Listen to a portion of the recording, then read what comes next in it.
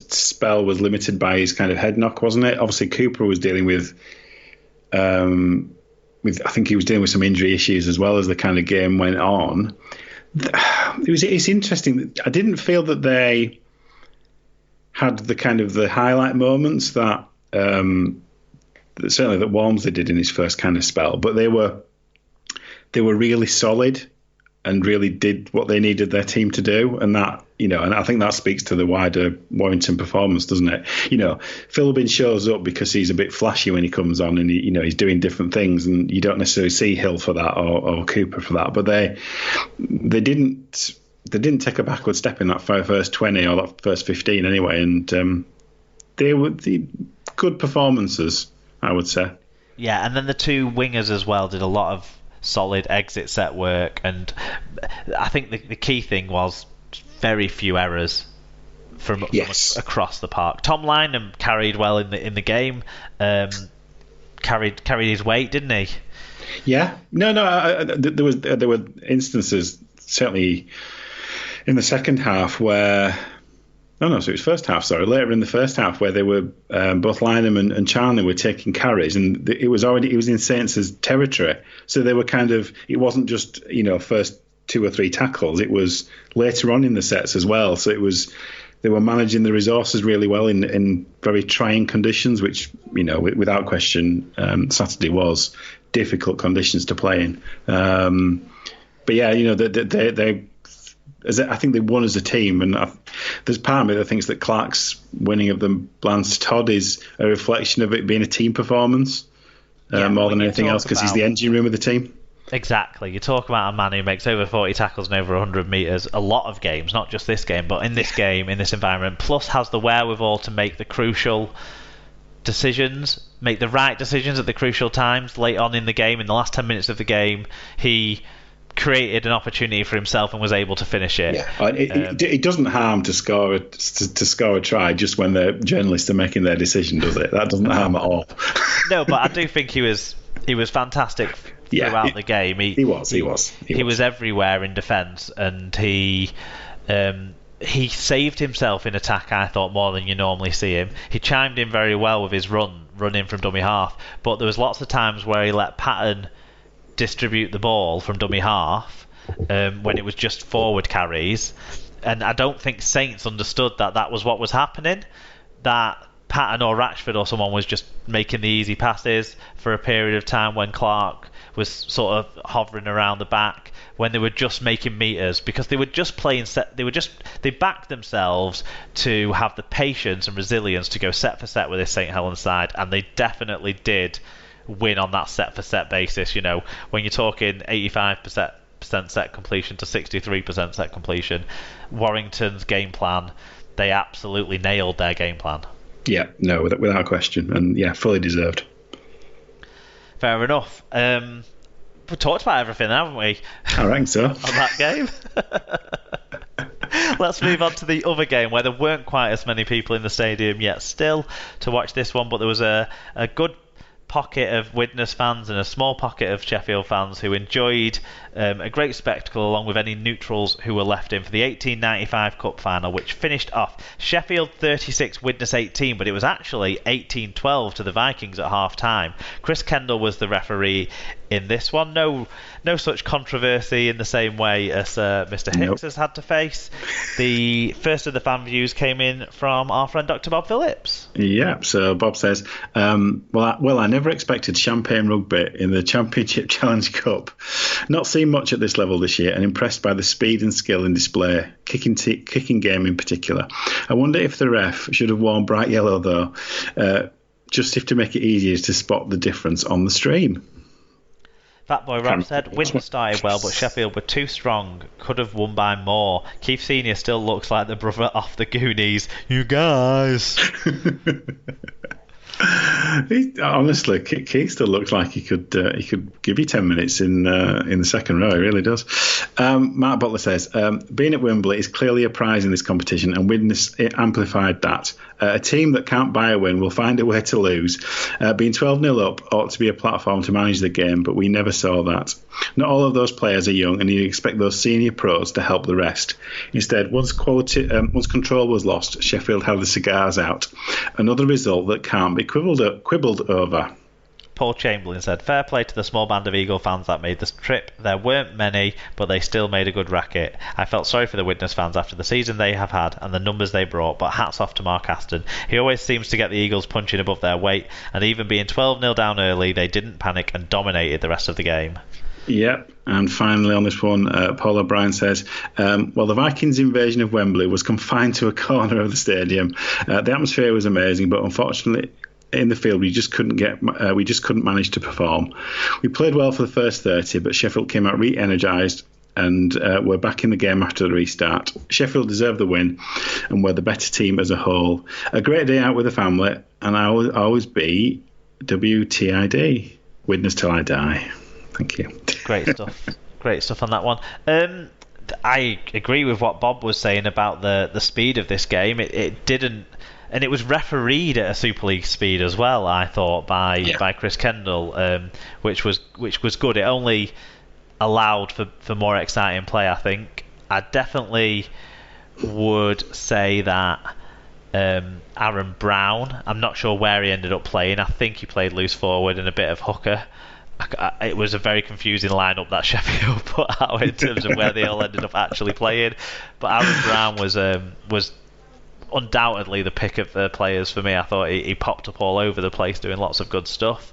But yeah, really good display by the Eagles in the end after the Vikings looked like they would kind of just keep edging them ahead and keep cruising it. With their experience as well, Hansen had a good game. I thought Hep Cahill was powerful. I just think maybe losing Jordan Johnston early on, sort of midway through that first half, might be a factor in the overall reckoning of things. And also, when you're behind, Anthony Gelling isn't the seasoned professional that you need to be at the fore, and he was the one who tried to be, unfortunately, for Widnes. When you're ahead, he's a fantastic weapon to unleash, but it just didn't quite work out that way, sadly, for the Vikings, and well done to the Eagles from my perspective. What about you?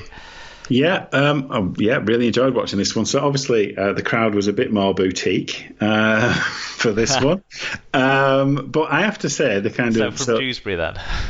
Yeah.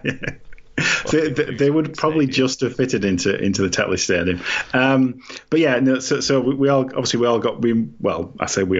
Initially some of us chose to move round to the side. Then everyone was asked to move round, so I guess they could close the sections off and do their kind of stadium suite. Yeah, okay. So from a stewarding point of view, they kind of moved everybody round from the ends, basically where all the Warrington fans had been, and they, as most of those had filtered out, they kind of moved people around just so I guess so they could start the security sweep and that kind of stuff.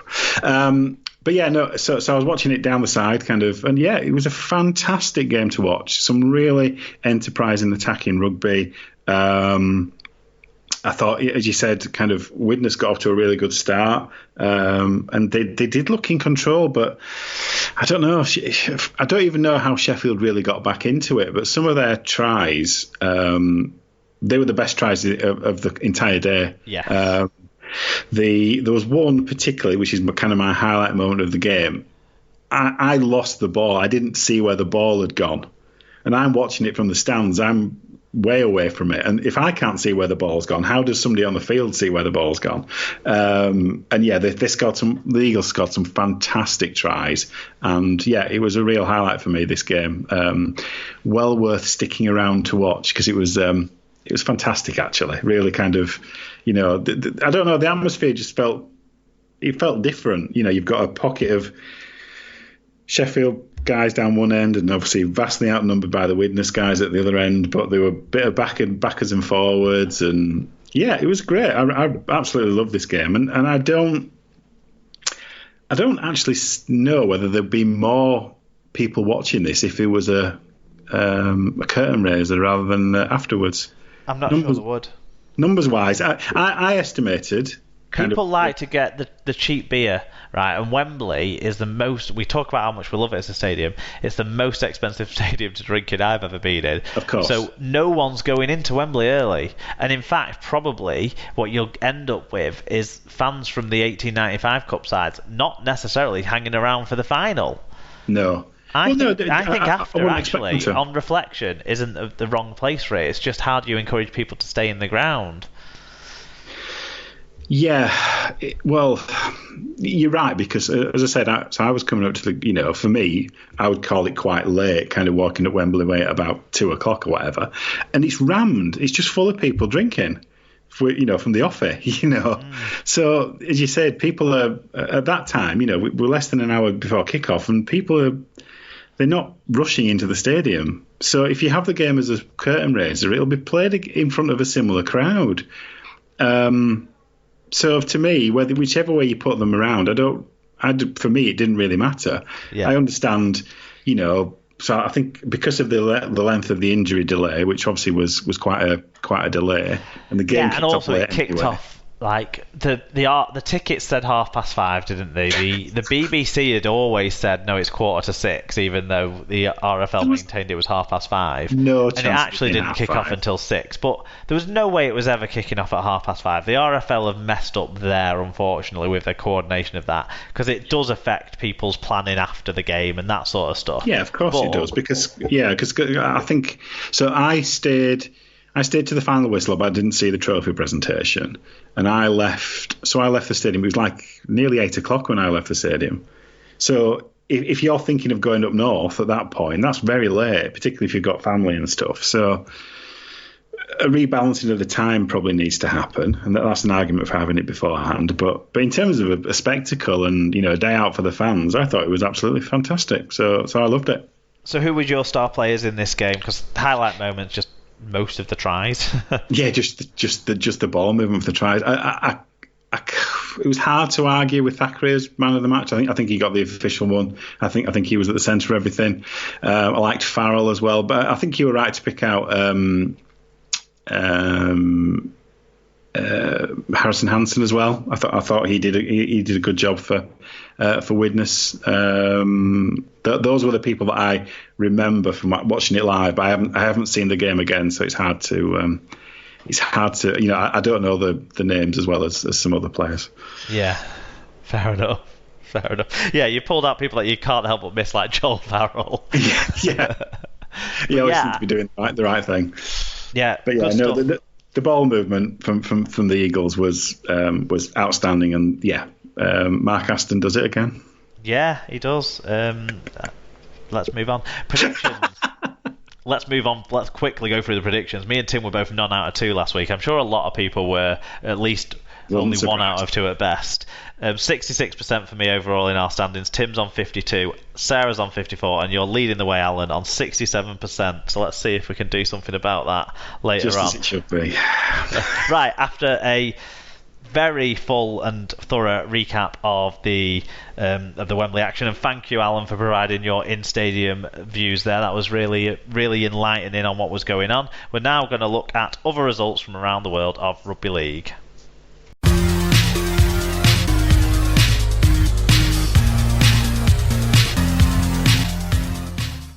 Okay, in other results then, League One saw Friday Night Lights return to the New River Stadium, and it was a very close game in the end, won right at the very end.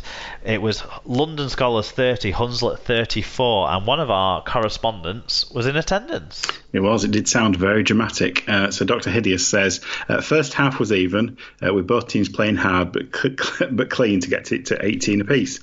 Second half was more of the same, and it was when it was 30 all with 10 to go, both teams defended well against multiple drop goal attempts, charging down kicks. In the last seconds, yet more of that defence forced Hunslet to go out wide instead of for goal, and the result was a great try. Best game I've seen all season, and one you should watch online. I'll have to catch up with that one. Excellent stuff. NRL, it was round 23 down under, and it started on Thursday. Eels 6, Bulldogs 12. Then into Friday, Cowboys 24, Panthers 10, Broncos 20, Rabbitohs, Burgessless Rabbitohs 22, Sharks 42, Warriors 16.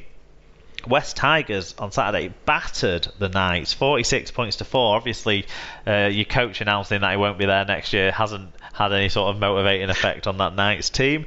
So there you go. Dragons 12, Roosters 34. James Graham had 114 metres. Gareth Widdop played as well for the Dragons. No Ryan Hall again for the Roosters. Storm 24, Titans 8. Callum Watkins, valiant in defeat, went over 100